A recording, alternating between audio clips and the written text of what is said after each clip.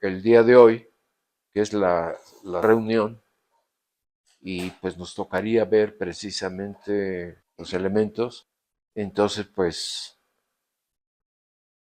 no estoy buscando esa cuestión de, de que ustedes tengan actividad propia, pero vamos a empezar con esta primera cuestión que ahorita se me ocurrió. La física originalmente se le llamó filosofía natural. Con el doctorado en idioma inglés, el PH, el Philosophy Degree, cuestiones de estilo, es eh, no decía física. El físico es muy curioso. El físico no tiene para actuar, para, para efectuar su labor científica, no tiene que ser físico. Es simplemente eh, buscar un entendimiento cabal, amplio, profundo, de fenómenos, de situaciones, de sistemas, de propiedades. Entonces, eh, es curioso. Si uno ve hacia el pasado, físico no quiere decir, pues es que físico de la materia condensada, propiedades electrónicas y tal cuestiones. No, no se trata de eso. Se trata en este caso de decir que es una actividad natural del ser humano. Cuando tiene ocio, tiene curiosidad, tiene la opción, toma una actitud de querer comprender, comprender hasta donde pueda, con cierta profundidad o con toda la profundidad que le sea posible. Entonces, no es sorprendente que en los sistemas complejos, este, que existen como disciplinas, que la gente se interesa en ellos, en los temas, y uno, pues, que haya físicos. Se podría ver como una invasión de un gremio hacia otros gremios, pero también puede ser que personas interesadas con otra formación actúan de la misma manera, quieren entender y hacia eso vamos, ¿no? Bueno, la razón de estos cursos talleres es que quiero transmitir este, asuntos que en lo que es que he estado yo muy involucrado, los quiero transmitir. Y entonces, pues, viene esta cuestión de cómo transmitir estos conocimientos, que son transferibles, no hay problema, pero en una institución que no maneja estos temas. Por alguna razón, los sistemas complejos son muy populares. En términos de las publicaciones, en términos de, por ejemplo, existe varias revistas. Hay una revista que se llama Complexity y hay otras revistas que lo capturan, este, etcétera, etcétera. Pero entonces, a eso me refiero. Entonces, pues vamos a ver. Eh, ¿Cuáles son las ciencias exactas? Pues sí, en algunos casos pondría uno la mitad de los químicos y la otra mitad en las ciencias, en las naturales. Pero, por ejemplo, hay y muchísimas disciplinas, eh, por ejemplo la biología, que no, no aparecen las matemáticas, ¿verdad? No aparecen las matemáticas. Ahora, peor tantito, se meten a cuestiones de cuestiones urbanas o cuestiones sociales o cuestiones de psicología. Todo eso es la brecha. La brecha es que todos esos ahora calificarían como sistemas complejos. Bueno, vamos a empezar un poco con cosas. Este es el curso entero de dinámica no lineal. Eso es todo.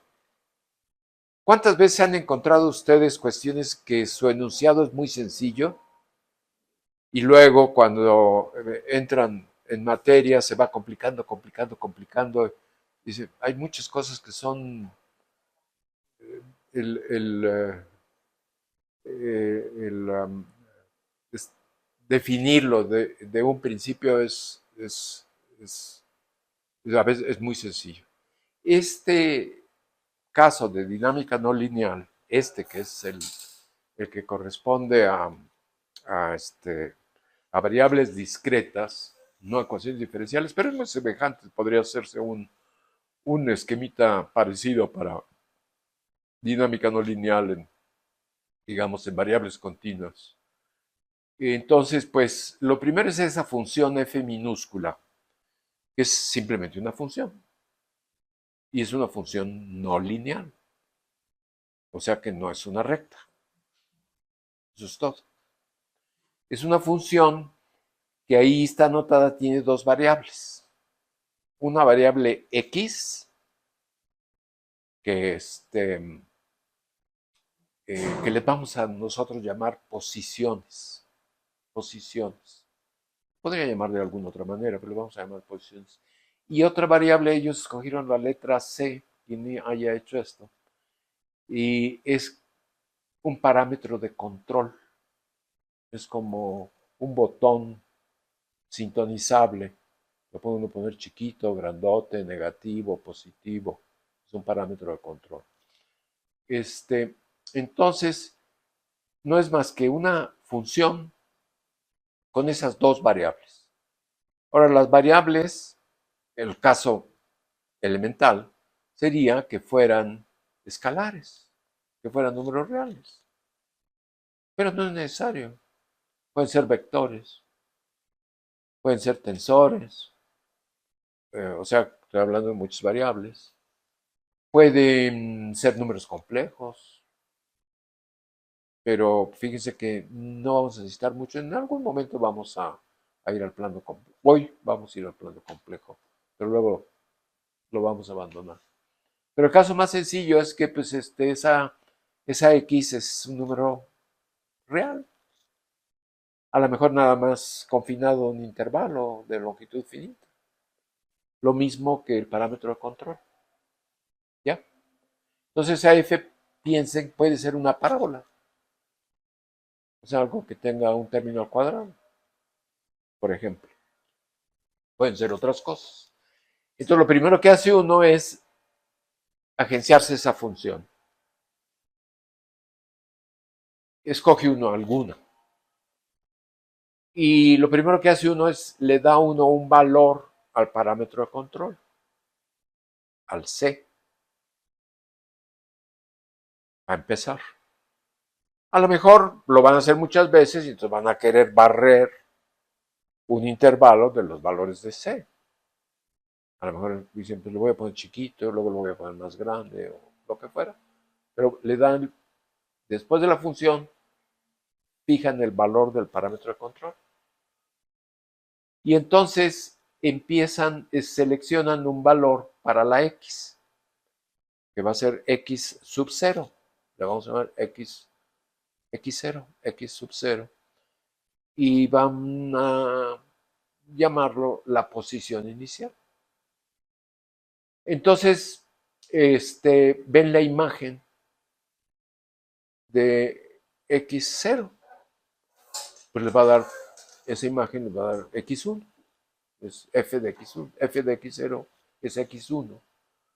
Y entonces, pues, empieza a moverse este asunto porque dicen, bueno, ahora voy a poner X1 en lugar de X0, pues me va a dar X2. y así se va formando una secuencia de números, y esa secuencia de números pues le van a ustedes a llamar, pues de una vez dicen, ¿por qué no le llamamos órbita o trayectoria? Como si fuera algo que va en el tiempo. Pero ese t que está ahí no es tiempo, es simplemente el número de veces que han aplicado la función, ¿no? En fin, eso es todo. Entonces, ya dicho eso, pues a lo mejor decimos, se acabó, y ustedes que son quienes están tomando el curso taller, pues nos vemos la semana que entra, escojan una F, de esta manera y a ver cómo les fue. Eso es todo. Bueno,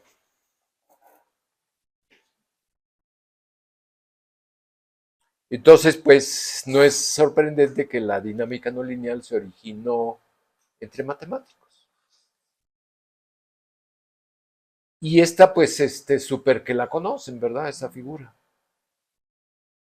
Este, eh, se le quedó el nombre, vino a México antes de morir Benoit Mandelbrot. Y habló aquí cerca del instituto, ¿cómo se llama? Es de biología, donde luego estuvo este hombre de contaminación atmosférica, el Nobel Molina, aquí dando la vuelta a un lado de... Bueno, curiosamente, es una figura en dos dimensiones, y esa figura en dos dimensiones es un plano, es el plano complejo, son números complejos. Y lo que está ahí arriba es la función no lineal, es el mapa. Entonces esa X es un número complejo. Y la C también es un número complejo. Y pero este conjunto de Mandelbrot no es, no nos habla nada de trayectorias.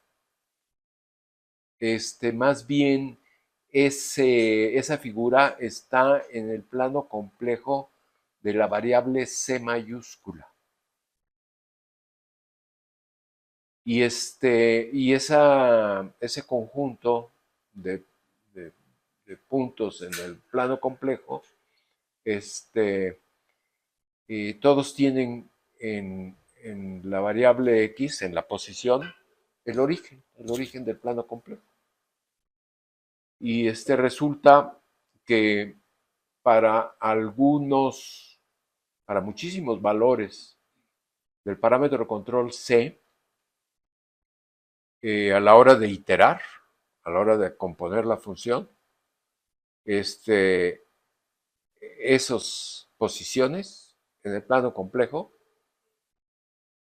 acaban alejándose del origen del plano complejo y nunca regresa. Y es lo que está en blanco. Y lo que está en negro es aquellos valores de C para los cuales esa posición inicial dio lugar a trayectorias u órbitas en el plano complejo que, que no se escaparon a infinito, se quedaron en algún sitio. Y ahí no se ve. Y esa es esa figura que es muy conocida. Es que pues, está aquí, no sé qué tanto nos interese, pero tiene esta cuestión de autosemejanza, ¿verdad? En la que estos rectángulos pues no son más que amplificaciones y es muy mala la, la proyección porque casi se vería, la figura de arriba debe tener un pequeño cuadrito que no se lo ven, se ve como un bicho que tiene una cabeza, ¿no? Y en la parte superior de la cabeza está pintado un cuadrito, ¿lo ven? A ver, traten. Ese cuadrito amplificado es el segundo que está aquí. Y luego pinto otro cuadrito en una ramita aquí a la derecha, arriba a la derecha, está el otro cuadrito, un cuadradito de nada. Y acá está su amplificación. Y esto lo pueden hacer siempre, y lo que los va a limitar pues es la capacidad de su computadora. Y aquí tengo otra figura de algo semejante.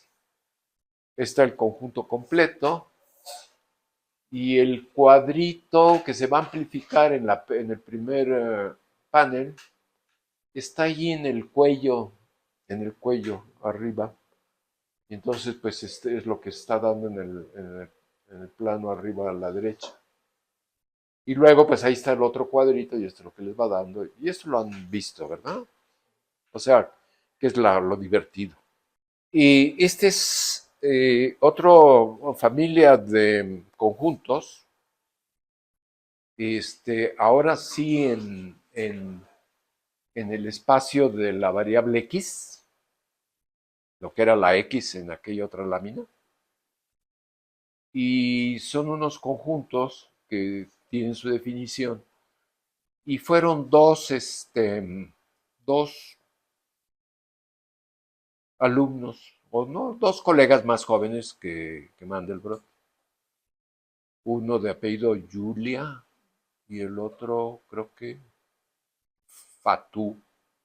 Julia y Fatou. Entonces, esa ecuación que está hasta allá arriba es, invierten la función. La anterior era al cuadrado, ¿verdad? Y ahora pues despejan, o sea, invierten. Y el resultado de despejar, pues ya no le llaman X, le llaman Y. O sea, esa raíz cuadrada y ese más menos viene de haber despejado el X cuadrado. Y y pone uno la posición, o el valor de C está fijo, lo escoge uno y lo pone. Y el valor de Y0, es realmente se va uno hacia atrás. A ver, ¿qué quiere decir? ¿Qué les quiere decir por irse hacia atrás? Fíjense que les había dicho en la primera lámina que agarran una función, le ponen el valor al parámetro de control y, y, y ponen una posición inicial, eh, evalúan la función para que les dé la imagen y lo van haciendo, lo iteran, les va dando una sucesión de valores y eso es lo que le llaman la órbita. Entonces empezó en un X0 y y, y se va sucediendo y hasta le llaman el tiempo, que empezó en cero y va a pasos iguales creciendo. Este es al revés. Es como si empezaran ustedes en algún sitio y quieren retrasar el pasado. Se van hacia el pasado, van disminuir. Por eso cambiaron X por Y. Quieren ver cuál era la anterior. Y para eso, pues tienen que hacer la raíz cuadrada y les va a dar dos soluciones más o menos. Y cada vez que van haciendo una raíz cuadrada, primero les va a dar, si agarran un punto por ahí, ya no el inicial, y quieren ver dónde estuvo antes, les va a dar dos opciones, que son los dos signos de la raíz cuadrada. Y si se quieren ir otra unidad de tiempo hacia el pasado, pues esas dos se vuelven 4 y esas 4 se vuelven 8 y van proliferando. Y esas posiciones son los conjuntos que ahí están mostrados, que son los de Julia y los de Fatou, porque la mitad de ellos, no sé si exactamente la mitad, pero hay muchísimos que son conexos, no están separados en pedazos, en partes. y son los conjuntos de Julia. Y hay los otros, los que sí se rompen y se van fraccionando, se van desconectando y son los de Fatou. Los famosones son los de Julia, pero bueno, esos son. Entonces, esto es algo que simplemente pues saca uno del primer libro que encontró uno en la biblioteca para empezar a hablar con ustedes de este tipo de cuestiones. Este es uno, les llaman encajes, es de Julia, y aquí vuelve a ser la autosemejanza del conjunto de Mandelbrot, en el cual observa uno la misma, el mismo tipo de figura, pero no es exactamente igual, sino se deforma, ¿no? Este es el diagrama de bifurcación de un mapa, pero la variable no es compleja, es real. Y de hecho es una parábola. Una parábola, la función es el parámetro de control, ¿sí? Multiplicado por x por 1 menos x. Y les da una parábola. Un término lineal y un término cuadrático. Y lo definen para x entre 0 y 1. Es lo que se trabajó inicialmente. Entonces la ordenada, el eje vertical, es esa x. La esquina de abajo es 0 y la esquina de arriba es 1. Y en la mitad pues, está por ahí el 1 medio. Y la abscisa, el eje horizontal, es el parámetro de control. El parámetro de control empieza en 0 y termina en 4. ¿Por qué termina en 4? Porque si se les pone más grande que 4, les pasa esto que observó Mandelbrot. Se aloca la variable x y se empieza a ir más lejos y más lejos y más lejos y nunca regresa. Entonces, para enmarcar esto, pues nada más es de 0 a 4. ¿Y qué es lo que está pintado ahí? Pues está pintado lo siguiente. Toman ustedes cualquier posición y pongan el valor, el parámetro de control pequeñito, muy a la izquierda, ¿verdad? Pequeño. Ahí donde nada más hay una ramita. Y y toman cualquier posición inicial entre 0 y 1. Pues lo hacen, lo repiten, y ven que acaba en un punto, se va metiendo a una posición final. Y eso es lo que está ahí en blanco, esa posición final. O sea, donde quiera que empiecen, por arriba o por abajo, acaba en un punto en esa ramita. Si hacen más grande el valor del parámetro de control, observan, ahí donde está esta horquilla, eh, que ahora en lugar, empiecen donde empiecen, acaba repitiéndose 2 puntos nada más. Uno, el otro, uno, el otro, uno, el otro, uno, el otro. Entonces a uno le dicen que es de periodo 1 y otro le dicen que es de periodo 2. Y luego pues lo adelantan más y entran y ven que ahora pues ya fueron 4 posiciones en ese tramo. Y los tramitos se van haciendo chicos. Allí en esta figura, pues yo creo que se ve todavía periodo 8 y viéndolo bien, si estuviéramos viendo la laptop, se vería hasta periodo 16 y por ahí está el asunto y nada más. Y entonces lo que se ve es que eh, conforme aumenta uno el parámetro de control, su valor, a partir de 0, pues primero tiene uno que a final de cuentas todo se va a una posición, o luego se va a 2, o luego se va a 4, o luego se va a posiciones que van creciendo como 2 a la n. Y esa sucesión persiste y continúa hasta que pues ya no se ve. Pero si tuvieran la capacidad numérica o tuvieran muy buena lupa, ahorita vamos a ver un clip a ver si sale, este, eh, se le conoce como la cascada de duplicación de periodos. Y déjenme porque estamos hablando de esto que lo vamos a manejar.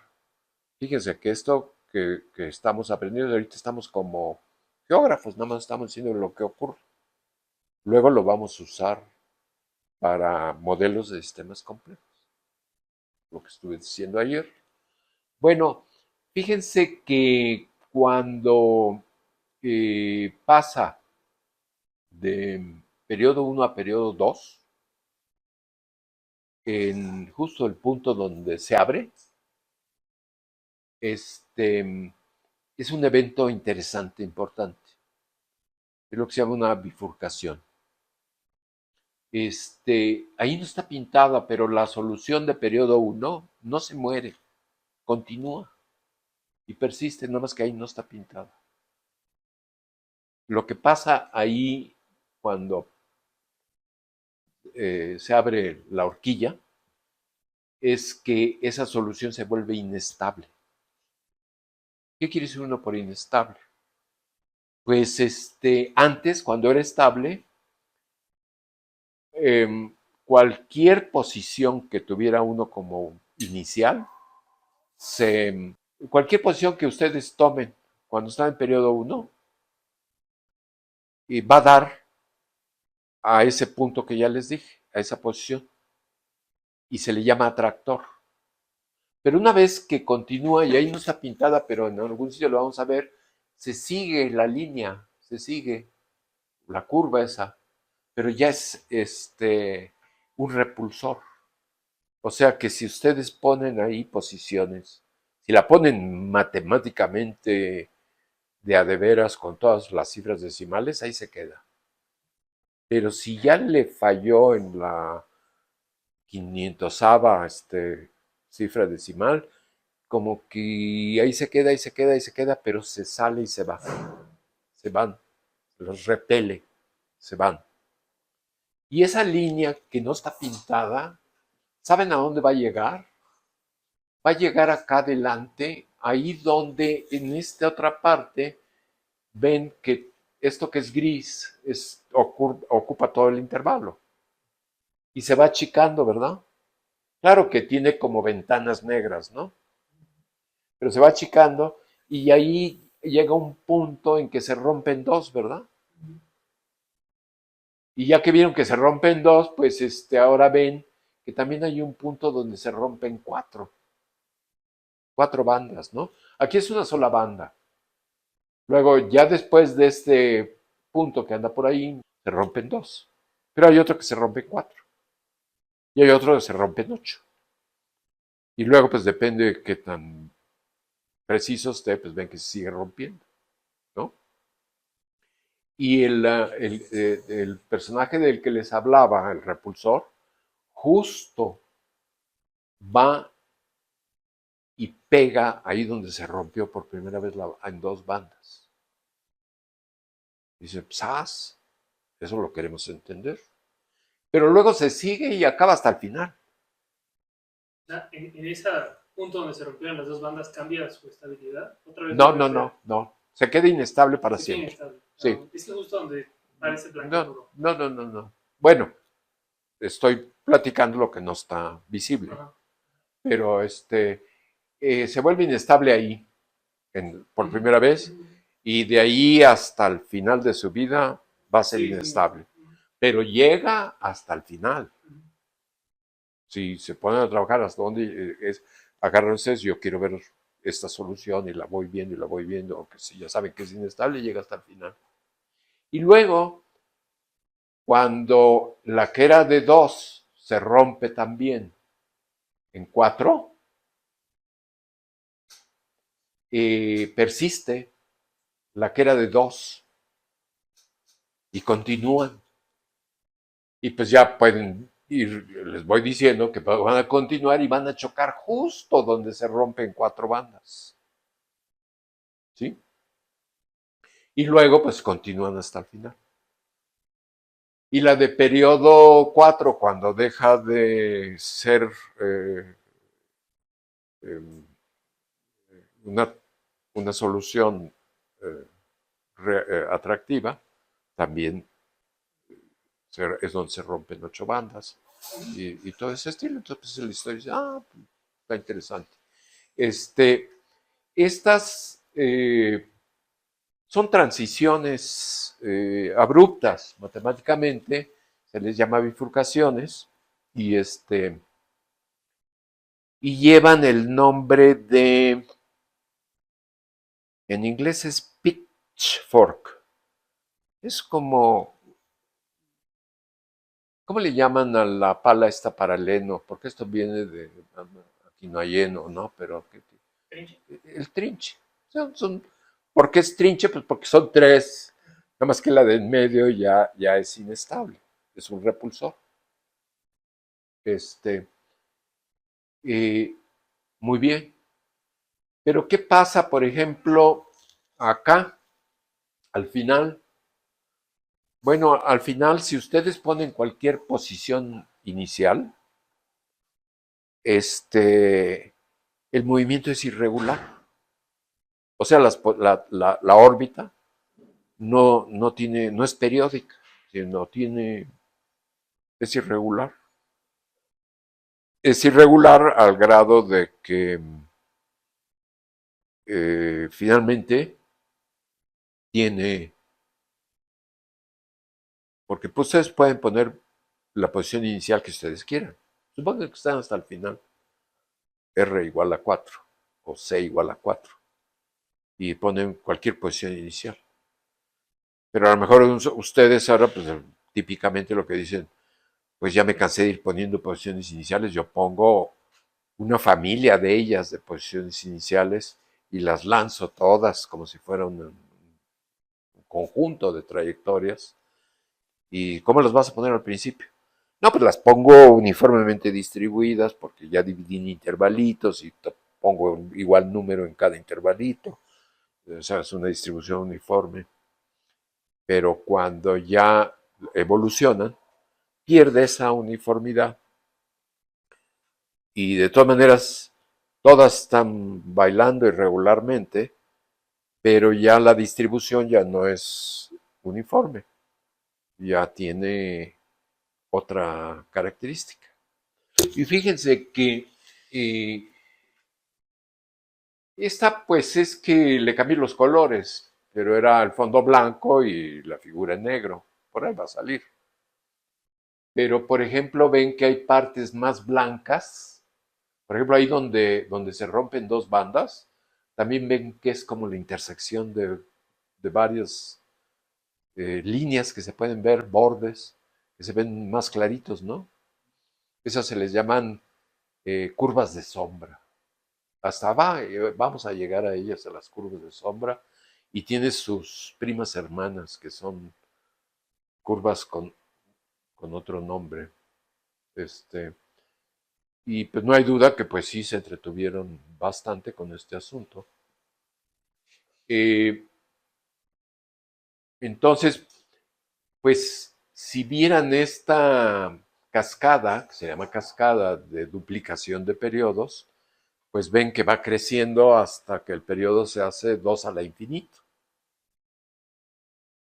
Pero del otro lado, pues están empezando con una banda completa, irregular, de posiciones, que se va rompiendo, se va angostando, y luego se va volviendo 2 bandas, 4 bandas, 8 bandas, 2 a la n bandas.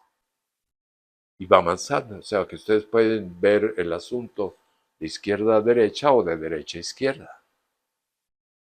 Y luego dicen, bueno, ¿y cómo casan? ¿Cómo casan? Porque se van duplicando las bandas, se van haciendo más angostitas, pero se van duplicando, van proliferando, mientras que el ancho de las bandas va decreciendo. Y del otro lado, pues lo que tenemos son posiciones que se van también duplicando, hasta que... Y casan, la costura es perfecta. La costura es si van de izquierda a derecha, pues siempre tienen que los atractores, es decir, las posiciones finales estables, van creciendo como 2 a la n, hasta que se vuelve un número infinito, 2 a la infinito. Si vienen del otro lado, pues son intervalitos que se van rompiendo en más y más intervalos, se van duplicando, pero se van haciendo de longitud cada vez más pequeña hasta que al final se hacen cero. Cuando el número de bandas es 2 a la infinito, el ancho de los intervalos de las bandas se va a cero. Y justo casan de manera perfecta, es una costura perfecta. Ahí donde casan es, pues ya no es un número finito de posiciones, es un número infinito. Es un número infinito de bandas de longitud cero o de posiciones. Es un polvo de Cantor, es un fractal, pero no es un fractal aburrido. Los fractales aburridos, pues son aburridos. Los no aburridos reciben otro nombre y se llaman multifractales. Y esos los vamos a manejar. Entonces, esa costura es un multifractal. Y ocurrió, fue Robert May, que veía problemas de medios de biología, de ecología, de depredadores, presas, depredadores, etcétera. Se dio cuenta, es como si fuera, o sea, los quiero entretener, o sea, en lugar de estar diciendo, ahí les van las ecuaciones, pues es como si fuera, los quiero entretener. Robert May, que venía de Nueva Zelanda y luego se estableció en Australia, y vio esa cascada de duplicación de periodos. Y, y se preguntaba enormemente, bueno, ¿y después qué pasa? O sea, vio el lado izquierdo. Mientras que un gringo, York, ahorita se me va su primer nombre, no importa porque todos ellos, finalmente es interesante conocerlos y quiénes fueron, bla, bla, bla. York trabajaba en Estados Unidos con un chino que también ya vivía en Estados Unidos, el nombre lo tengo, y en una de esas va, o sea, Robert May en los 70, principios de los 70, yo creo finales de los 60, principios de los 70, se preguntaba qué pasa después, cuando me voy de izquierda a derecha. Y en otro asunto, York en Maryland, junto con este chino, habían trabajado algunos teoremas que de alguna manera estarían relacionados. Ahorita pues no lo vamos a ver eso.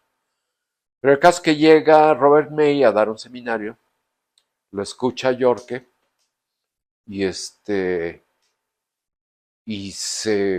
pone nervioso porque dice, es lo mismo, yo ya sé con mi amigo chino, mi colega chino, lo que pasa del otro lado.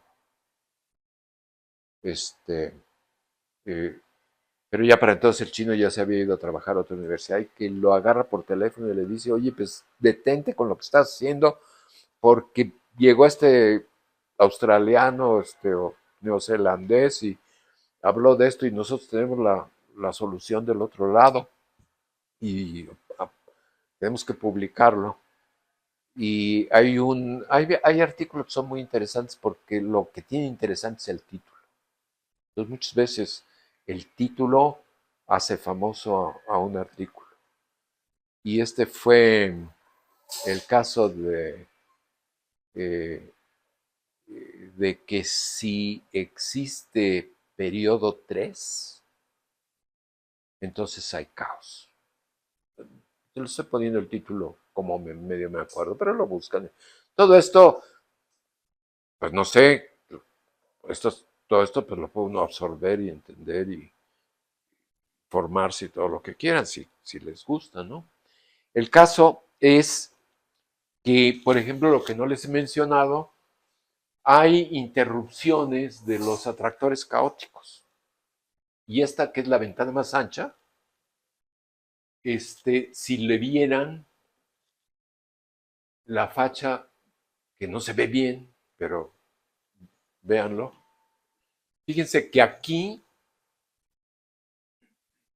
hay una figurita que si la hicieran más grandota, se parece a la figura completa. Y en medio también, nada más que está más anchita, ¿no? Y arriba también. Y entonces, si ustedes vienen de este lado, aumentando el valor del parámetro de control, que es caótica, la dinámica es caótica, las órbitas son irregulares, se van, eh, de repente caen en una situación en que se vuelve periodo 3. Se vuelve periodo 3. Y luego el periodo 3 se vuelve periodo 6. O sea, 3 por 2 y luego 3 por 2 al cuadrado, 3 por 2 a la n, ¿verdad? Y ya no se ve aquí, pero este es periodo 5. Entonces están todas esas ventanas, aquí se ven algunas nada más, pero hay un número infinito de ventanas. De hecho, es una ilusión nada más que están ustedes viendo que este lado del diagrama de bifurcaciones es caótico. Es realmente, pues sí, hay los atractores caóticos, pero ahí adentro hay ventanas de periodicidad de todos los periodos, todititos los periodos. Y entonces, Yorke, cuando cayó el muro de Berlín, y se empezaron a conocer los científicos soviéticos con los científicos del occidente, hicieron, los que estaban en dinámica no lineal,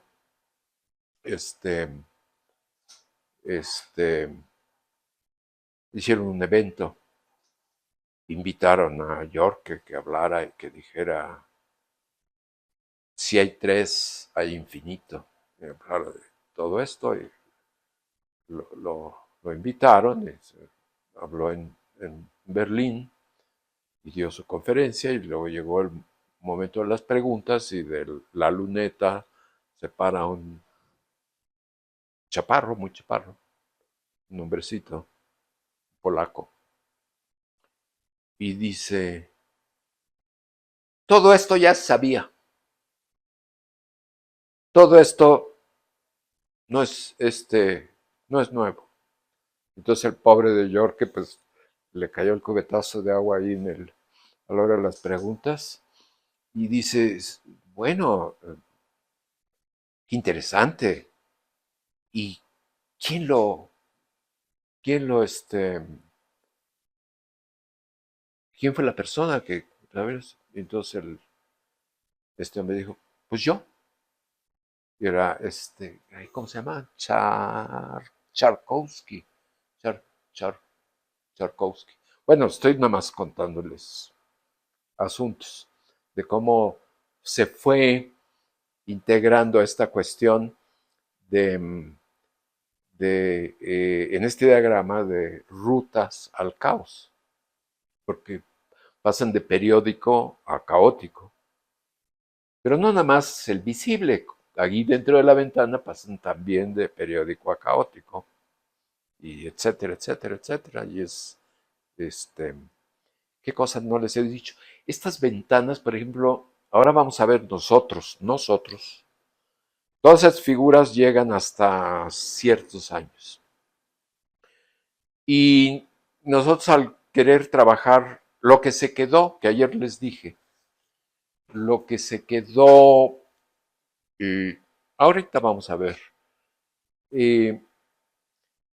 Fíjense que en el caso de los atractores, si ponen ustedes dos diferentes trayectorias con dos diferentes posiciones iniciales y están en la cascada de duplicación de periodos, pues las trayectorias acaban juntándose y finalmente colapsándose en el atractor, ya sea de periodo 1 o 4 o 64, lo que sea, ¿no? Y algo semejante también pasa, más bien, bueno, eso pasa, se juntan. Y se juntan, no de una manera, de una vez se los digo, nadie les dijo, pero se juntan todas exponencialmente. O sea, la función que ustedes conocen, la exponencial, la función exponencial, se juntan cuando son los atractores periódicos siempre exponencialmente. No cualquier función, siempre exponencial. Y del otro lado, cuando es caótico, cuando es irregular, se separan las trayectorias. Si las ponen uno muy cercana a las posiciones iniciales, tarde o temprano se empiezan a separar y se separan no con cualquier función, siempre lo hacen exponencialmente, siempre. Entonces unas se separan exponencialmente y otras se juntan exponencialmente. Y entonces, se lo estoy diciendo de palabra porque me está dando flojera ponerme ahí y mostrarles la ecuación, ahorita sale. Lo que multiplica a la exponencial es un personaje con el que van a tener que, si se meten a todo este mundo, van a tener que conocer, calcular. Es el exponente de Lyapunov. Lo que multiplica ahí en el exponente de la exponencial, el factor es el exponente de Lyapunov. En todo lo periódico es negativo. Y en todo lo caótico es positivo. Y eso es lo que hace, por ejemplo, un artículo que tiene muchas citas, es porque es muy útil, no porque sea muy sesudo, muy profundo, es que simplemente le facilita la vida a los colegas. Aquí igual, el exponente de Lyapunov es muy importante porque si no es muy difícil calcularlo, pues lo calculo y veo si me da negativo, pues ya sé que fue periódico. Si me da positivo, pues ya sé que fue caótico. Y entonces dice, ay, pues muchas gracias, vamos a aprender a... Se meten a la red y hay un multitud de programas que les calculan el exponente Lyapunov, porque es útil. ¿Qué pasa en la transición al caos? Aquí también hay otra transición al caos, porque esta es la ruta, la de esa cascada de duplicación de periodos. Pero aquí, al entrar a cualquiera de estas ventanas, si entran por la de izquierda a derecha, pasan de caótico a periódico. Entonces es una ruta hacia afuera del caos. O al revés, si quieren entrar al caos. Esa es otra ruta que se llama la ruta vía la intermitencia. Y de esa vamos a hablarla también mucho. Entonces, este diagrama de bifurcaciones muestra dos diferentes rutas al caos. Y en ambas, ahí en la transición al caos, el exponente de Lyapunov cambia de sí, se anula, se hace cero.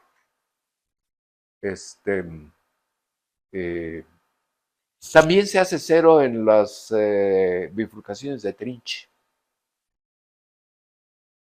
este, le estoy dando información.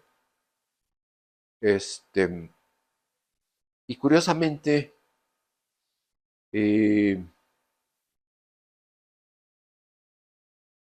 ahí donde se hace cero, en esas dos rutas al caos, en este mapa cuadrático, es caballo de batalla, ahí está escondido, es lo que les dije ayer.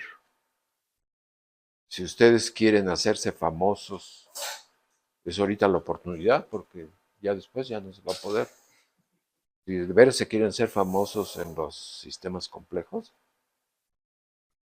y entonces dicen, bueno, pues vamos a tomarle la palabra al Señor, que todo ocurre en las transiciones al caos. Ahí, bueno, ahí ocurren cosas, por ejemplo, sí, una manera de decirlo es, en un gallinero quien manda es el gallo, ¿no? Pero apenas no esté el gallo, salen otros, los gallitos jovencitos, ¿no? Mientras está el gallo ahí presente en el gallinero, no pasa nada. Pero el momento que se va, cambian las cosas. Y eso es lo que pasa. El gallo es el exponente del Eápono. Y cuando se hace cero, surgen, estaban quietecitos, ustedes no pintan, ustedes no cuentan, ustedes no hacen, y es lo que ocurre. Vamos a mostrar, ¿qué más les puedo mostrar? Fíjense que lo que nosotros nos ocurrió a destiempo, porque nos ocurrió muchas décadas después, y pusimos muchas de estas figuras en escalas logarítmicas. Y entonces cambia la figura y la vamos a ver en escalas logarítmicas.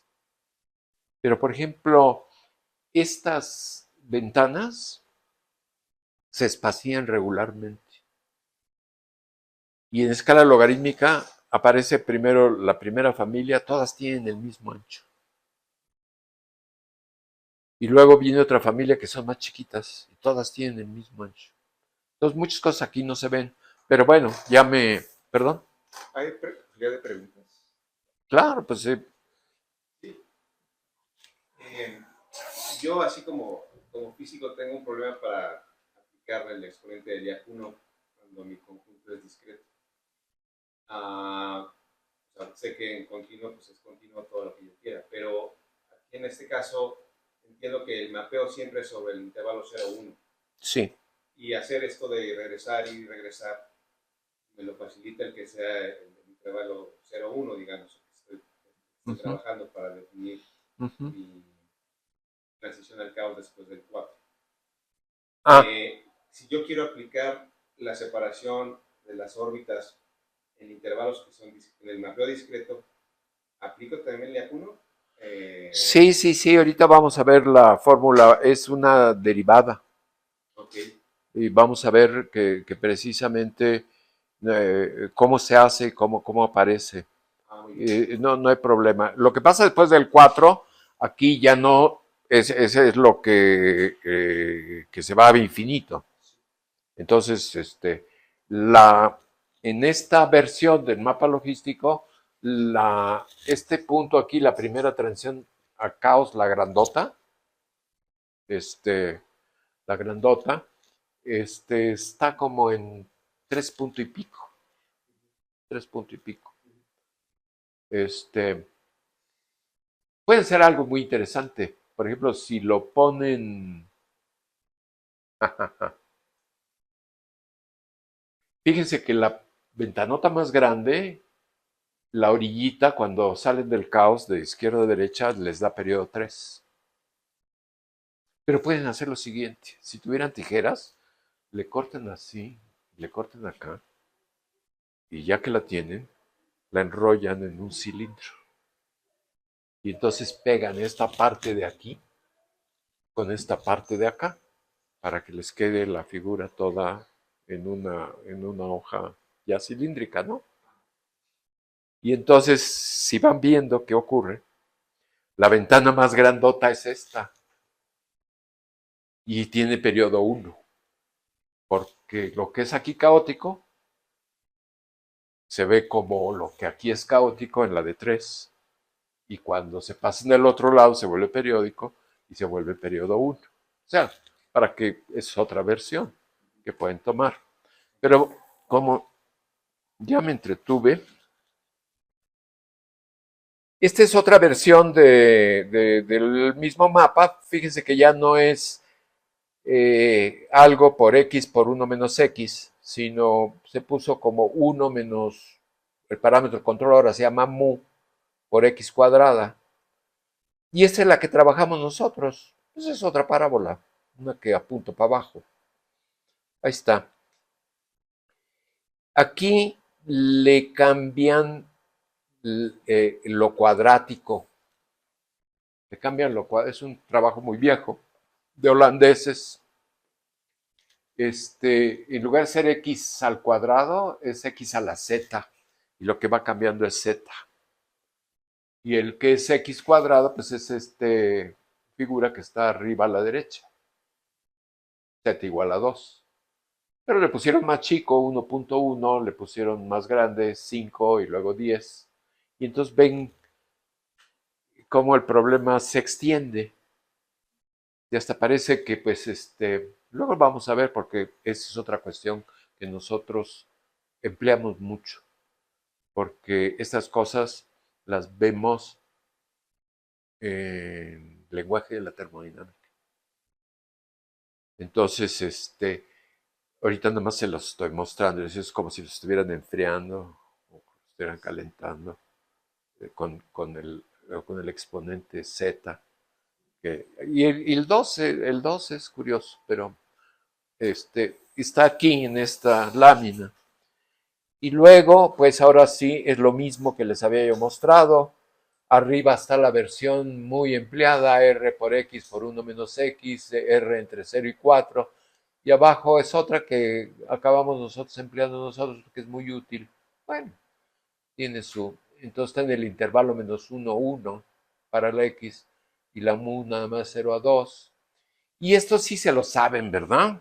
Porque esto me ha ocurrido cuando hablo yo directamente a la hora de calcular. ¿Cómo, cómo calcula? Aquí está calculado en el panel de la derecha, pues es una trayectoria que empezó en una posición fuera del atractor para periodo 1. El R es pequeñito o el mu es pequeñito.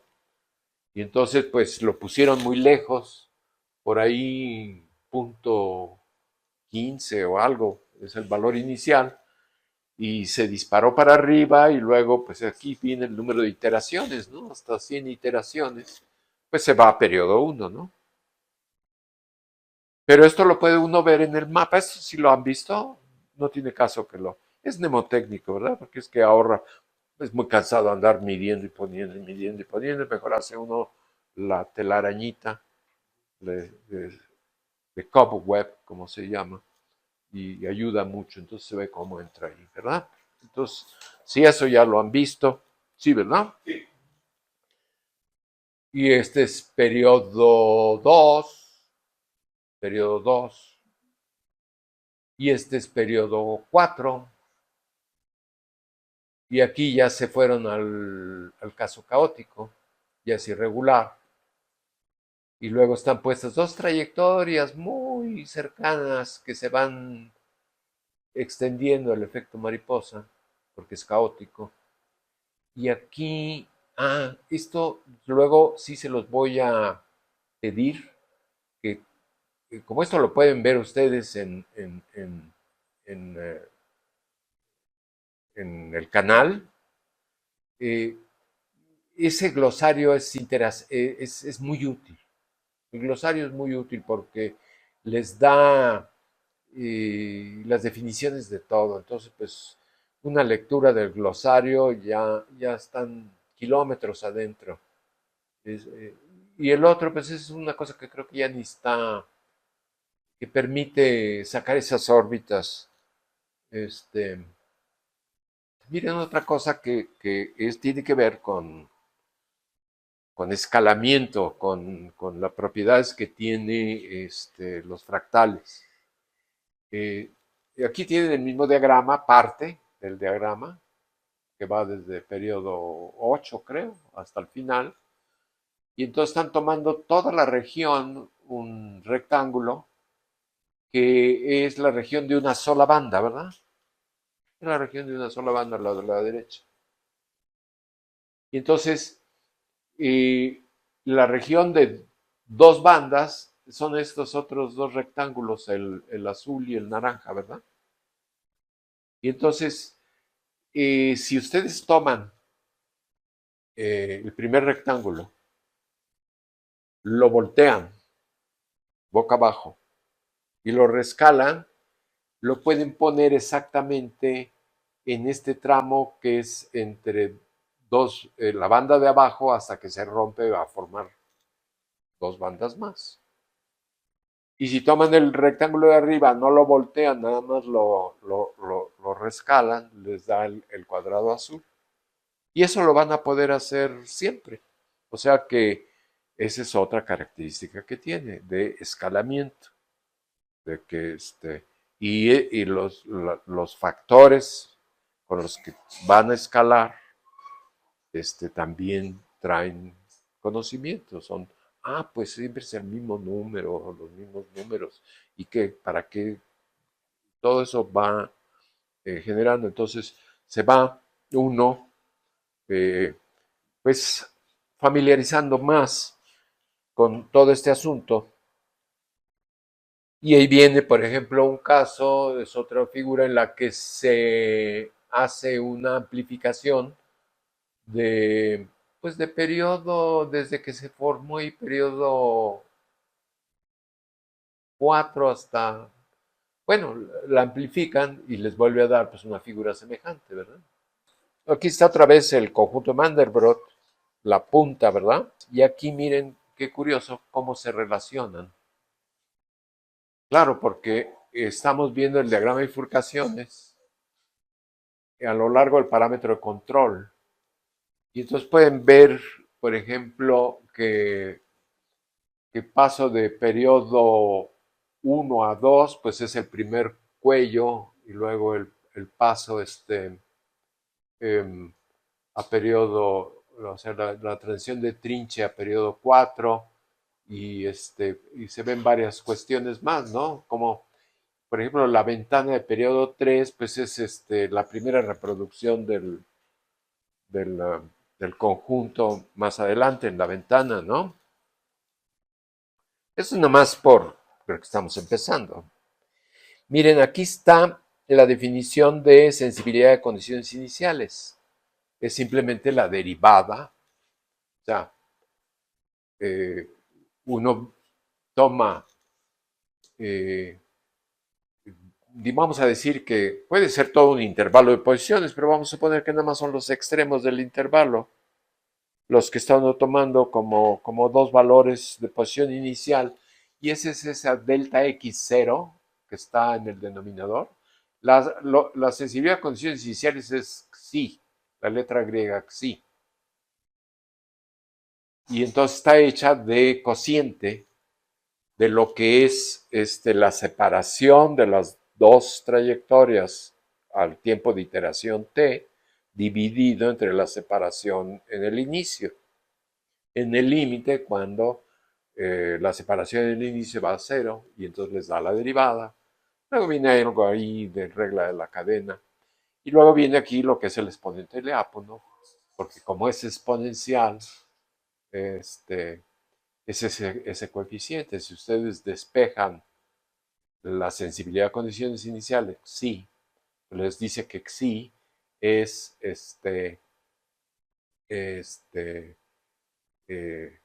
lambda, e a la lambda por t, ¿verdad? Aquí está, típicamente es en verde lo que es el exponente del diápono, cómo aparece en contraste con el diagrama de bifurcación. Es una gráfica bastante burda, malona, vieja. Pero fíjense que el exponente del diápono justo se echa un clavado a menos infinito. En esta escala, aquí está el exponente del diápono, ya están las posiciones. Cada vez en medio de las bifurcaciones de trinche, eso los vamos a ver, son unos atractores muy útiles que se llaman superciclos o superestables.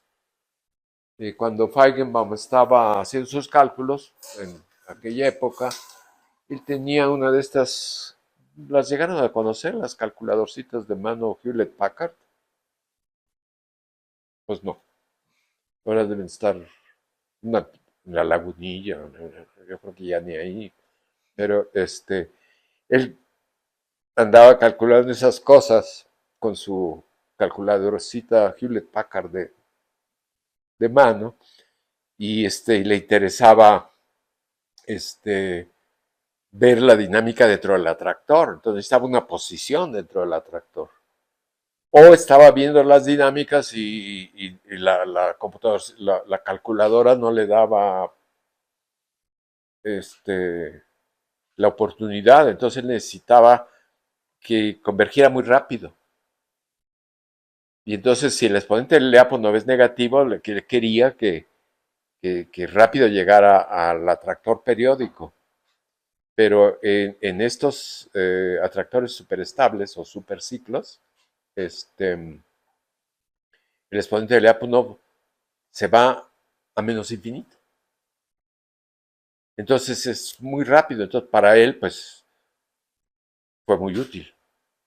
Y más exponente del diápono está en la parte inferior, bla, bla, bla, periodo 3, periodo 3, negativo. Se echa esos clavados, los superciclos. Y luego esto, o sea que si algo va a ocurrir, pues ocurre desde el principio, ¿no? Desde la primera función no lineal. Pero yo tengo una duda más técnica. Bueno, ya el compañero nos dijo que el coeficiente de diápono se puede calcular en sistemas continuos, ¿no? Se puede calcular en sistemas, no solo una ecuación, sino por ejemplo dos ecuaciones. A ver, sí, y qué bueno, entonces voy a presentar algo todavía, voy a aprovechar. Sí, qué bueno que preguntas. Un sistema no lineal de muchas variables, n variables, tiene n exponentes de Lyapunov. Un sistema de un número infinito, continuo de variables, tiene un espectro de exponentes de Lyapunov, no nada más muchos.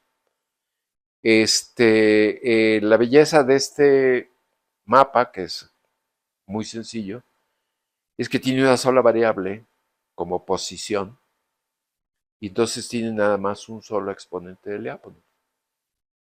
En el caso de problemas de muchas variables, quien manda es el exponente de Lyapunov más grande.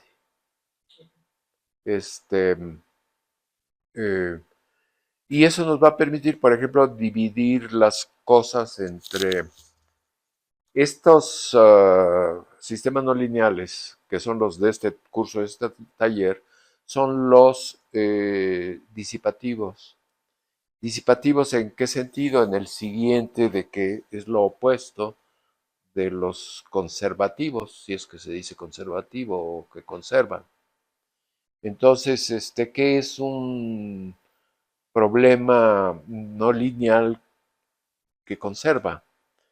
Por ejemplo, puede ser un mapa en dos variables. Y entonces lo ve uno en el plano, ¿verdad? las posiciones están en el plano. Y entonces podría uno tomar una región, ¿por qué no?, pequeña, de posiciones iniciales, digamos un cuadradito, lo lleno de posiciones iniciales, y itera. Y pues se generan tantas trayectorias como colocó uno en el cuadradito, ¿no?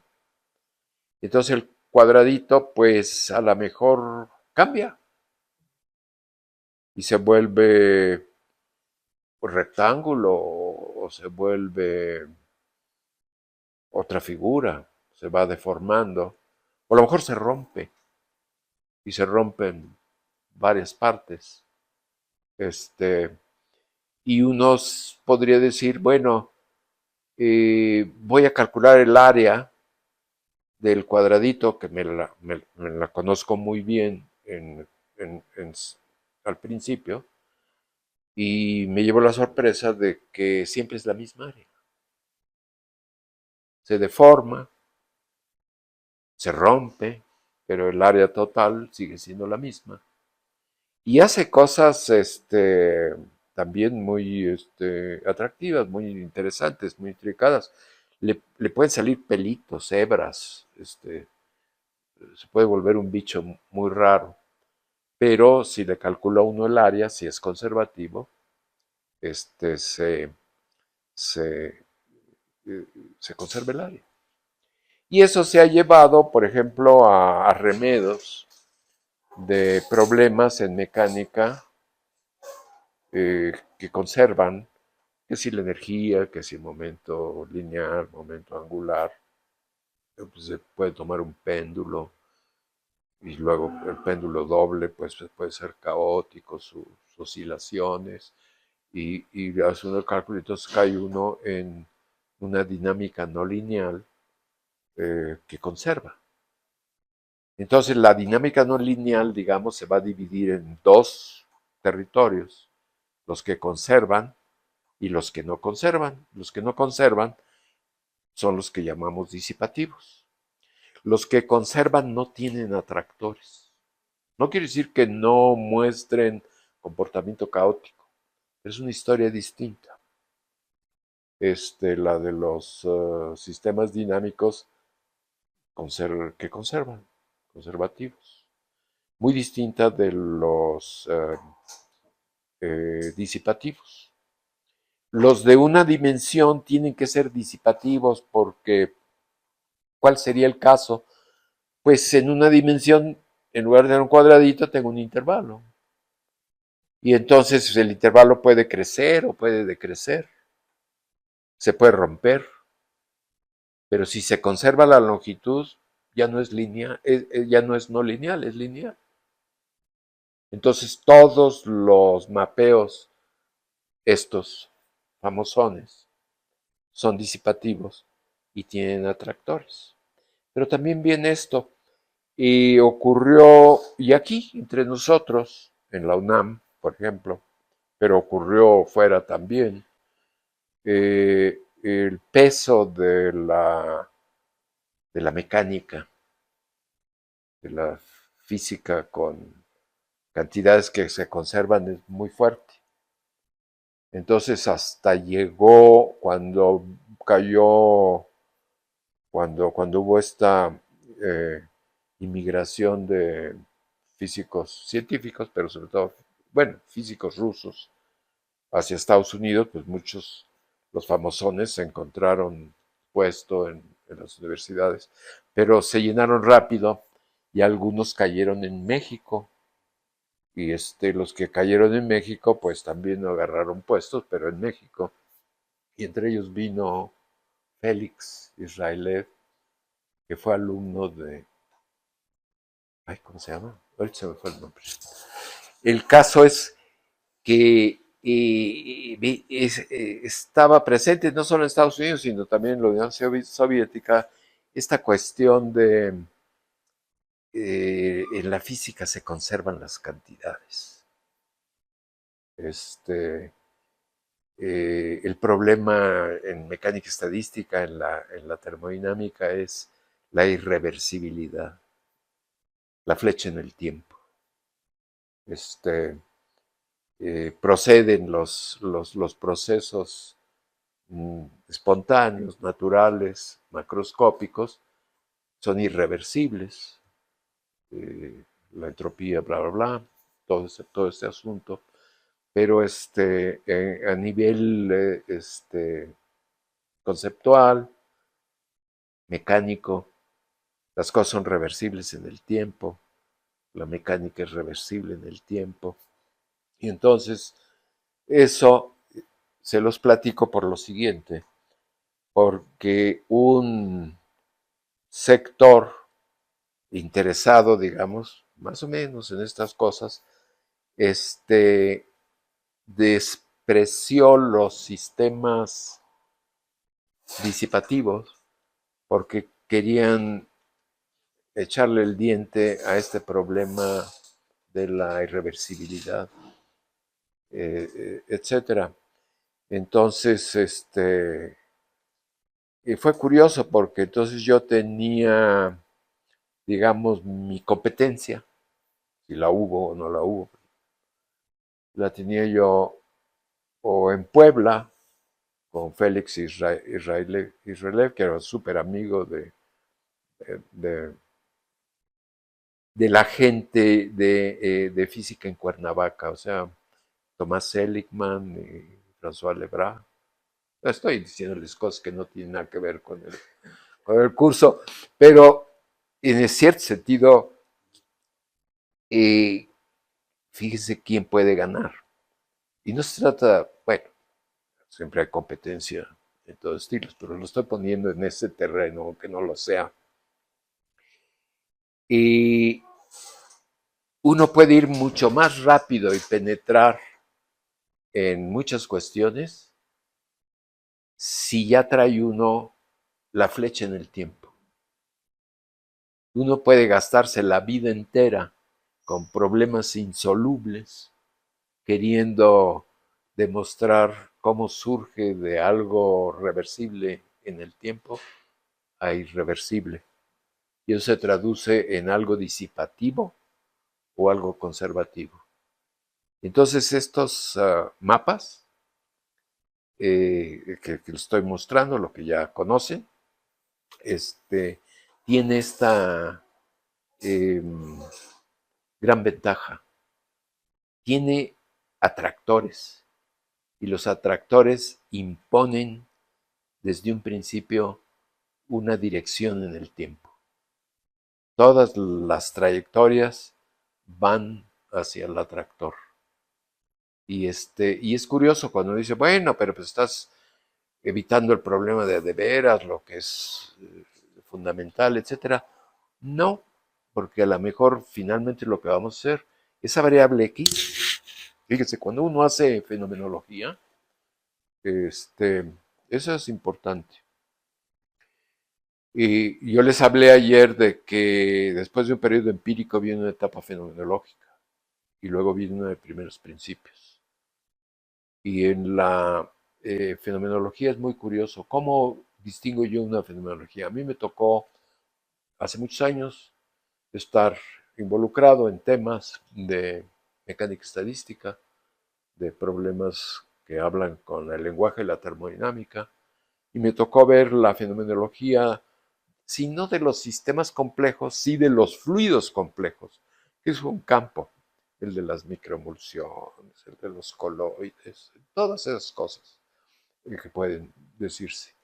Y entonces, al penetrar en esos campos, me tocó observar claramente la fenomenología.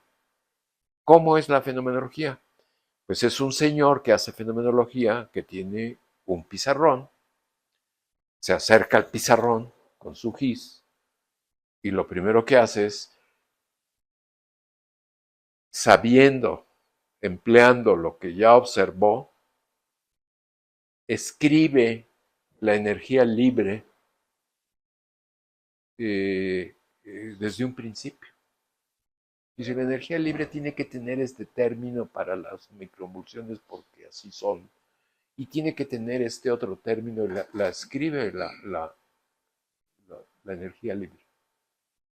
No es de primeros principios, diciendo, no, pues hay que empezar con las moléculas y cómo interactúan y hacer la mecánica estadística y a ver, llegar a la energía libre. No, yo la estoy escribiendo como yo ya sé que debe ser. Y eso es fenomenología porque al escribirla, dice, ahora voy a ver qué predice. Y entonces la emplean y dicen, sí, me dio estas propiedades y concuerda con el experimento. Bueno, lo mismo es lo que vamos a llegar en cierto momento en este curso taller. Esa X del logístico o de algún otro, va a ser ya una variable macroscópica. Aquella omega mayúscula, o sea, estamos haciendo la fenomenología. Les quiero mostrar algo antes de que... Esto es lo que nos tocó a nosotros. Este es el mapa logístico. Es lo que vimos. Es en el borde del caos. Es periodo 2 a la infinito. Ahí se colocó uno. Y entonces está uno calculando lo que va a ser el exponente de Lyapunov. El exponente de Lyapunov, habíamos visto, era el logaritmo de esa derivada que es la sensibilidad a condiciones iniciales, dividido entre t siendo el número de iteraciones. Eso que está ahí falta dividir entre t.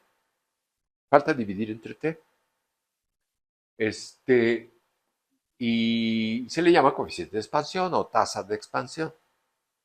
Es ya casi el exponente de Lyapunov. Y entonces se calcula y ¿qué pasa? Si fuera caótico o fuera periódico, vamos a suponer, tiene que darnos la sensibilidad a condiciones una exponencial. Puede empezar medio chueca, a pocas iteraciones, pero tiene que irse metiendo la sensibilidad a condiciones iniciales una exponencial que crece. Y por eso, calculo eso, ese exponencial que crece, le tomo el logaritmo y me da algo que va linealmente. Para que a la hora de dividir entre t, pues me sigue dando un número. Entonces decimos, vamos a verlo. Ya sabemos que vamos a verlo de a de veras en el borde del caos. Y entonces lo que hace es realmente una rebelión, porque rehúsa la sensibilidad a condiciones iniciales. Estamos viendo su logaritmo en escala logarítmica aquí, semilog. Y porque si a uno fuera ingenuo, dice, es que ya no va a ser exponencial, a lo mejor es una ley de potencias, se va a arrimar poco a poco a una función, vamos a ver cuál. No, la situación es realmente sorprendente. Se rehúsa a hacer cualquier función. No se va pegando a algo que va dando una curva. Y dice, bueno, a lo mejor no es exponencial, pero se tiene que ir.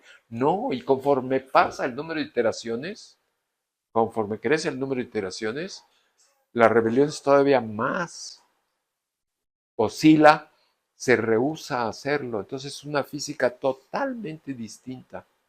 El exponente de Lyapunov es cero. ¿Por qué? Porque esta escala es logarítmica y entonces se ve que dividido entre t, pues le va a ganar el t con el que están dividiendo. Y va a dar el cero que siempre da. Pero les quería yo mostrar que esto sí es nuevo. Y esto es lo que abandonaron. Y como lo abandonaron y nosotros lo manejamos y lo entendemos, y de ahí le sacamos todas las entrañas, todos los modelos. Esto es lo que es nuevo. Y la otra cosa que es nueva es esto que no se vio, porque aquí está la publicación.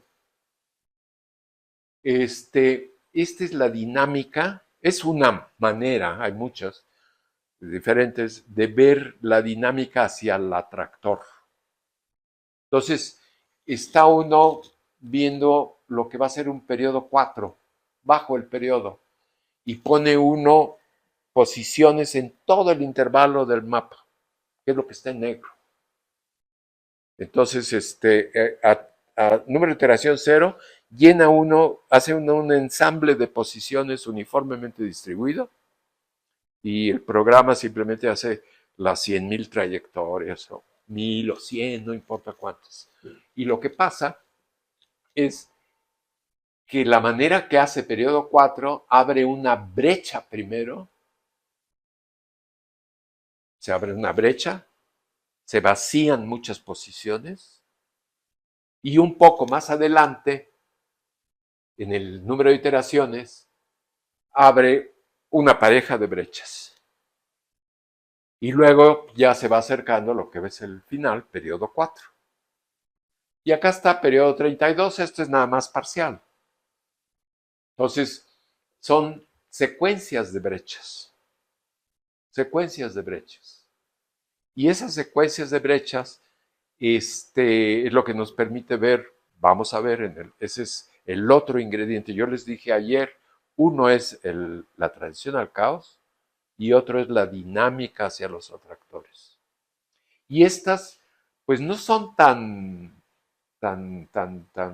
inocentonas tampoco, porque uno podría decir, es como si estuviera yo haciendo un conjunto de Cantor, ¿verdad? Que tiene un intervalo y lo dividen entre 3 y quitan el de en medio.